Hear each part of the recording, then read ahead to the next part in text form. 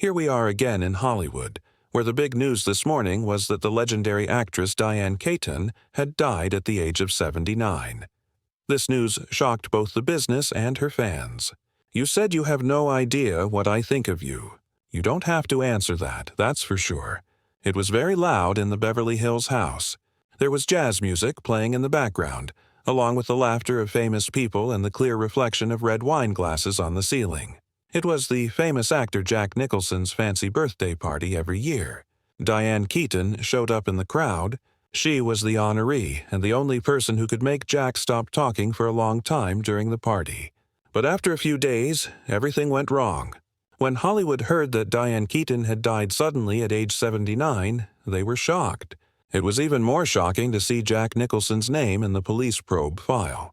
In line with news sources say that police found a broken wine glass, signs of a fight, and a few pieces of paper with the strange initial J on the rooftop where the two had sat and talked. Did something really happen at that party? Was there a sadness that only Jack and Diane knew about under Hollywood's bright lights, and only one of them lived to tell the tale? They met for the first time on a busy afternoon in 1978 on the set of The Red. Diane Keaton was enjoying the success of Annie Hall at the time, and Jack Nicholson was already a famous actor. Diane walked into the room with her hair all over the place and a dog-eared script in her hand. Her voice was a little shaky from the cold. Jack sat in a chair in the corner and looked at her through dark sunglasses. "You're the one who has been bothering Warren Beatty for weeks, right?" Diane smiled back in a way that was both sarcastic and friendly. "That sounds like something you should avoid if it's true." The room was full of laughter, but Jack didn't say a word. He raised his sunglasses, and his eyes were right through her. "I'm never scared of women." After that, they both laughed. Something slowly began to take shape at that very moment. There was no love or desire, just an unsaid link between two souls, as if they had touched in a past life. From a simple joke, they formed a strange friendship. During the 1980s, Jack and Diane kept in touch and sometimes went to movie or art shows together. Nicole called Jack the cutest rebel, and Jack called her the woman who keeps him up at night. In 2003, fate brought them back together in the romance movie Something's Gotta Give. Every look between them made people think something real was happening. The air seemed to freeze during the first read-through of the script. When they looked at each other, every line came to life, as if it were drawn from their own hearts. A group. Even after the director called cut, a member remembered, Jack kept looking at Diane like he couldn't tear his eyes away, and Diane smiled, half shy, half teasing. No one knew how their relationship really worked, but there was something that connected them. Diane would go out on the porch to breathe after each scene, and Jack would show up a few minutes later. A magazine even said, "Jack calls Diane every night just to hear her say goodnight." For Diane, Jack was the one who let her be herself. Jack thought she was the only woman who could understand why I was quiet. As time went on, they stayed friends until Jack Nicholson's birthday party in October. Diane showed up with the same ease she had all those years ago. They talked alone for more than 20 minutes on the roof, where the lights were golden. No one knows what they talked about in their last chat. After the birthday party, there was an earthquake in Hollywood that woke everyone up. It was found that Diane Keaton had died in her Los Angeles home. The news spread all night, and within 72 hours, every major and minor news source was filled to the brim with stories. The cops called Jack Nicholson after Diane Keaton's death was not explained. There were a lot of reporters outside of Jack's villa, and their camera flashes were flashing like flares in the dark. The Los Angeles Police Department quickly put out a message to make people feel better. "There is nothing that makes me think this is a crime case." But then they added a scary line. "We are still making sense of what happened before Miss Keaton died." Just hearing that vague comment made a lot of people suspicious. Hollywood became a great place for gossip right away. Some grieved, some had doubts, and others made up stories. There were tabloids all over the front pages. Nicole Keaton's last known living friend was Jack Nicholson. After hours, Jack Nicholson walked into the police station quietly.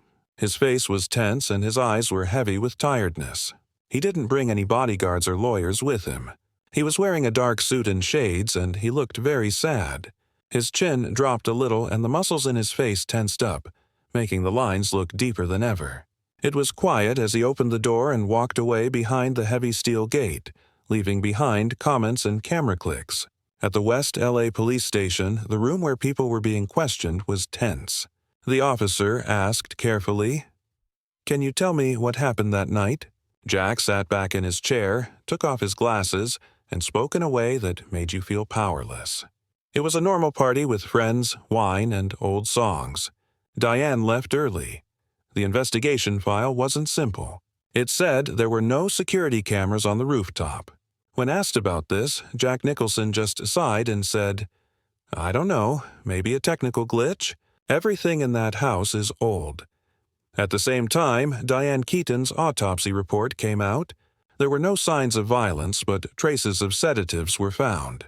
This raised the question of whether Diane took the drugs before the party or after leaving Jack Nicholson's villa. Suspicion grew when a confidential source said a witness remembered Jack Nicholson pouring Diane Keaton a glass of red wine right before they left the rooftop.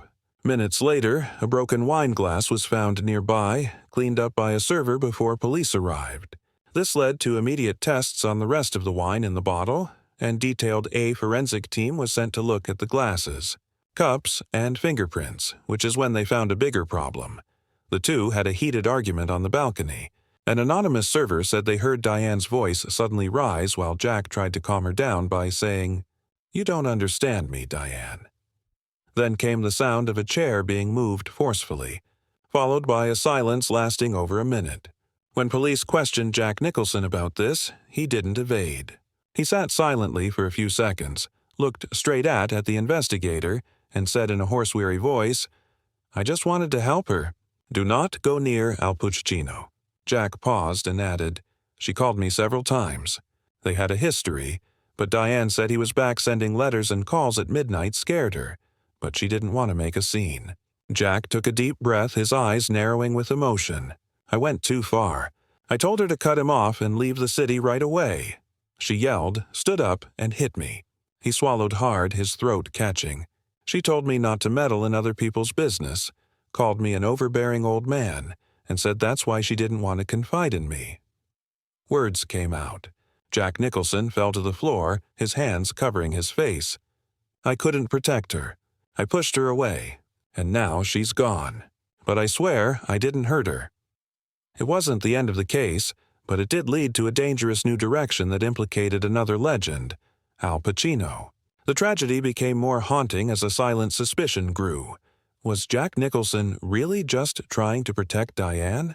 Or was there a truth he never wanted anyone to know? The truth was that Jack and Diane's past wasn't just a collegiate friendship. Jack had loved her madly after Reds, a fierce, desperate love tinged with pleading.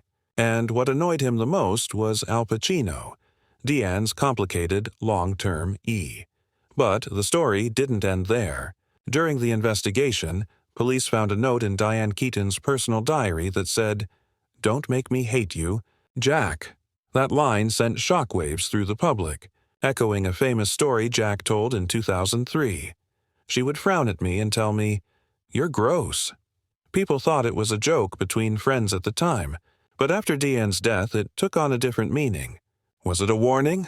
According to Diane's diary, Jack had repeatedly tried to pursue her, but she turned him down several times because she wanted to keep the peace and avoid bringing up the past. She loved their friendship, but she didn't want any of the trouble that Jack brought. Suspicion grew when a close friend of Diane's said she received dozens of letters from Jack Nicholson but never opened them. But Jack wouldn't accept boundaries. The letters that were seized by police were full of, "Please stop avoiding me," "I don't," and "Please don't." Diane was under a lot of stress because of this relationship. In her last few months, she was torn. On the one hand, she needed Jack, the person who knew her soul the best. On the other, she had to build a steel wall against his unrequited feelings. Her exhaustion was clear in her diary. "No room to breathe. Jay Ya is breaking me. I just want some peace." She had trouble sleeping, took sedatives, and tried to cancel all of her meetings with Jack. But it didn't end there. When police searched her Brentwood home, they found a stack of unsealed letters in Keaton's desk drawer. They were all signed J, were never sent, but new ink made it look like they were written just a few days before the terrible birthday party. An officer told the press, "The handwriting seemed shaky, but the emotion was clear. Someone close."